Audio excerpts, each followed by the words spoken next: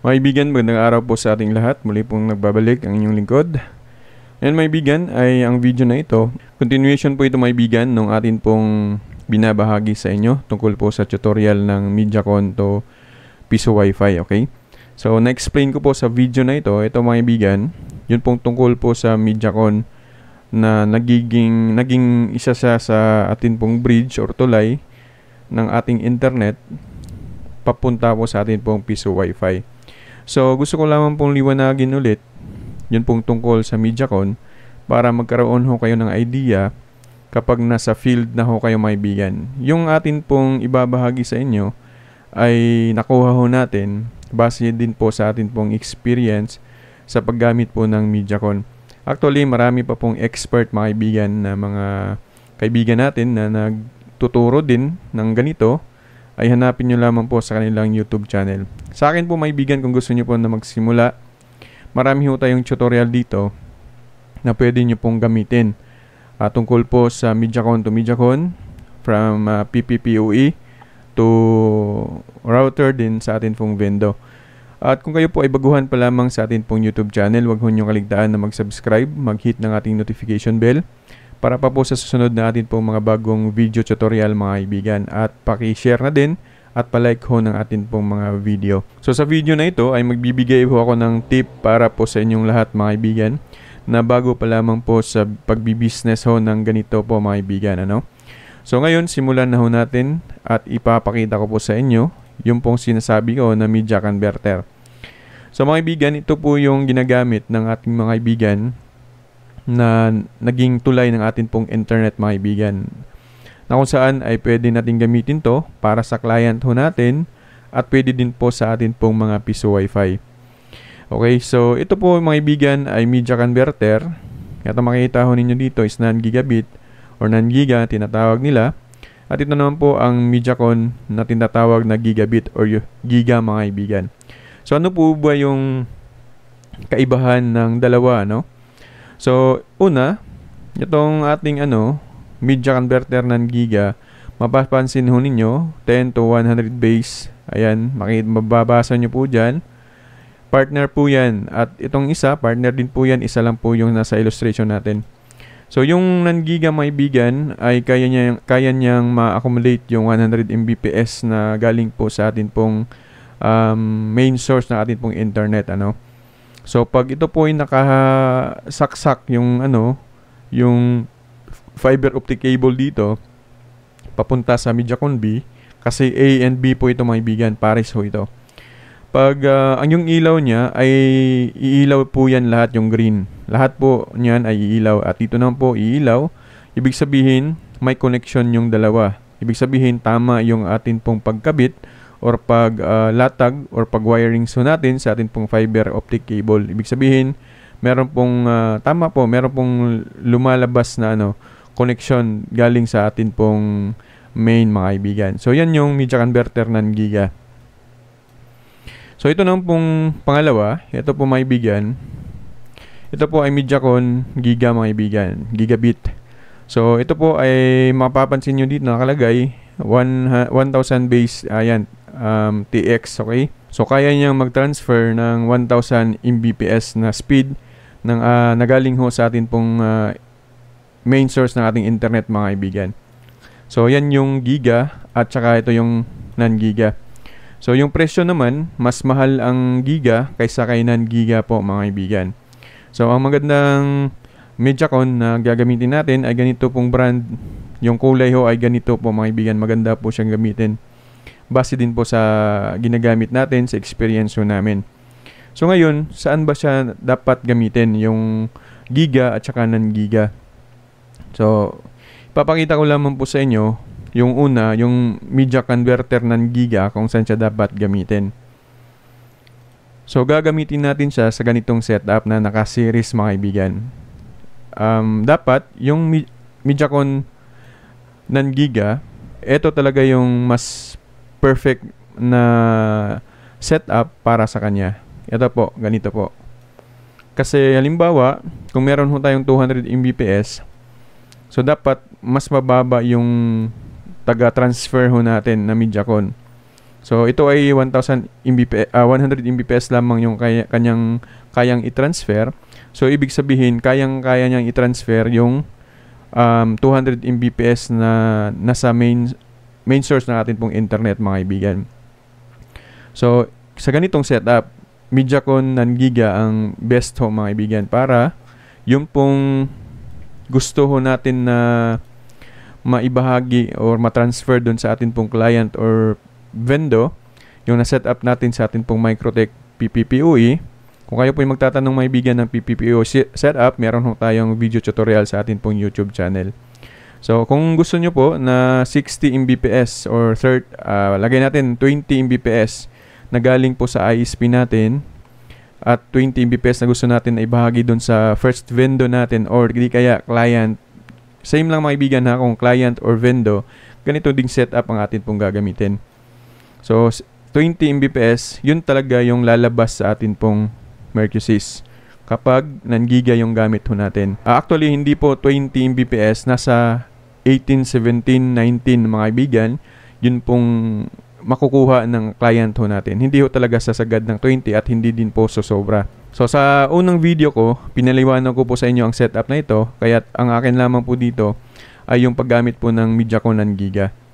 So yung makukuha din naman ni Mercusys ay ganun din, 20 Mbps kung gusto natin.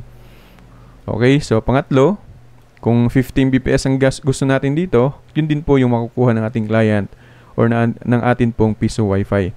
So yung tanong natin ngayon, bakit hindi siya pwede or bakit hindi magandang gamitin sa Mediacom Giga, mga kaibigan? Actually, pwede pong gamitin natin dito. Sa setup na ito, pwede ho natin gamitin yung Giga. Pero magkakaproblema ho tayo sa pag-transmit or sa pag-transfer ng atin pong speed ng ating internet papunta ho dito sa ating mga vendor or mga client.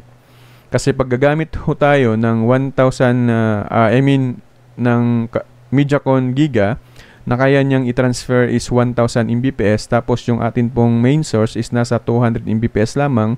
So magkakaproblema ho talaga doon, mga kaibigan. Kasi nga po, yung taga-transmit is kaya niyang mag-accommodate po ng 1,000 Mbps. Maliban na lamang, mga kaibigan, kung meron ho tayong 2,000 Mbps speed na susobra ho dun sa taga-transmit ho natin, ay pwede natin gamitin ang Mediacom Giga sa setup na ito, sa series na ito, mga kaibigan. Sa ganitong setup, effective lamang po yung Giga sa first po na setup natin. So perfect yung makukuha o tama yung makukuha ni Mercusys sa unang setup natin. Kung gagamit ho tayo ng Giga na naka 200 Mbps lamang, mas mababa dun sa taga-transmit. So yung makukuha natin dito sa pinakauna ay ganun din yung atin pong na-setup sa atin pong PPPoE. Halimbawa, gusto mo ng 50 Mbps, so Giga yung gamit natin, pwede 50 Mbps din po yung makukuha niya. Pero sa next mga kaibigan, next ninyo na setup papunta sa router, ay magiging ano na lang po yan, nasa 2 Mbps, 10, 5, hindi ho talaga sasagad sa 50 Mbps na gusto nyo pong ibahagi sa second client or sa vendor ho natin, kasi gumamit ho tayo ng Giga po, mga kaibigan. So yun yung kadalasang problema, na kapag gagamit ho tayo, nalilito ho tayo bakit po napakabagal nung atin pong internet sa second vendor at third vendor, kasi nga po gumagamit ho tayo ng Giga na mas higit pa yung kanyang kayang i-transfer kaysa dun sa atin pong main source na speed ng atin pong internet. Siguro kaya niya na ibahagi lahat kung ang main source natin again ay nasa 2,000 Mbps, mga kaibigan. Okay? So saan ba dapat gamitin o pwede natin gamitin yung pong media converter Giga? Actually, marami pong gumagamit, mga kaibigan natin na ganito po. So hindi nila napansin na yung mga vendor nila ay talagang reklamo yung mga customers o yung napag-iwanan ho natin ng vendor or mga client natin, kasi nga po gumagamit ho tayo ng mga Mediacom na mas higit pa yung speed niya kaysa source ho natin, main source ho natin. Okay, so saan ba natin gamitin itong media converter Giga? Saan ba siya or saan ba siya mas best gamitin ito pong media converter Giga? So dapat, mga kaibigan, kung naka Mediacom Giga ho tayo, Etong setup na ito ay best ho talaga para sa Giga mga kaibigan. So from ISP na naka 200 Mbps, kahit po naka 200 Mbps lang po yan mga kaibigan, ay kaya po mag-transmit, transfer, yun pong MediaCon Giga kasi hindi po siya naka-series ho mga kaibigan. Nagdepende po siya dun sa PPPoE natin, naka-switch hub. Hindi po kasi naka-series ito. Ito po yung magsisimula dun po sa MikroTik mismo mga kaibigan at hindi po sa switch, sa second switch ano. So, ganitong setup ang best ho para sa MediaCon Giga. From ISP to MikroTik to switch hub, papunta dun sa atin pong mga MediaCon na naka-Giga para tama po yung makukuha niya na speed na gusto natin sa atin pong MikroTik na naka-PPPoE. So, pwede din naman na wala po ang switch na ito, i-direct natin kung meron pong port na available 1, 2, 3, 4, 5, apat, pwede pong i-direct natin dyan sa MikroTik. Pero sa i-diagram natin na ganito, na naka-switch hub, ay pwede din naman na gamitin natin sa ganitong setup po mga kaibigan. So again, mas best ho talaga yung Media Converter Giga sa ganitong setup kaysa ganito mga kaibigan na naka-series. Pag naka-series ho kayo, tapos problema nyo ay ganun, ay bigla na lamang humihina yung pangalawa, pangatlo, yung inyong speed main is nasa 500 Mbps naman. So, yan yung problema. Huwag ho nyo gamitin ang Media Converter Giga po dito mga kaibigan. So, kung kayo po ay naguguluhan sa atin pong sinasabi ngayon, lalong-lalo na sa mga baguhan pa lamang sa ganitong setup, ay meron ho tayong mga basic information sa atin pong YouTube channel na pwede nyo pong bisitahin at hanapin ho mga kaibigan yung pong mga PPPoE. Yun pong pagsisimula ng business ho na ganito. Meron po akong plano na gumawa po ng video na kung saan ay from PPPoE, tapos MediaCon, tapos dun po papunta sa atin pong Mercusys, tapos dun po sa atin pong mga piso Wi-Fi. Yung kabuuan mga kaibigan, ipapaliwanag ko kung kaya po para mas lalong maintindihan ho natin kung paano gumana yung Vendo na nasa 10 kilometers away from main or di kaya 3 kilometers away.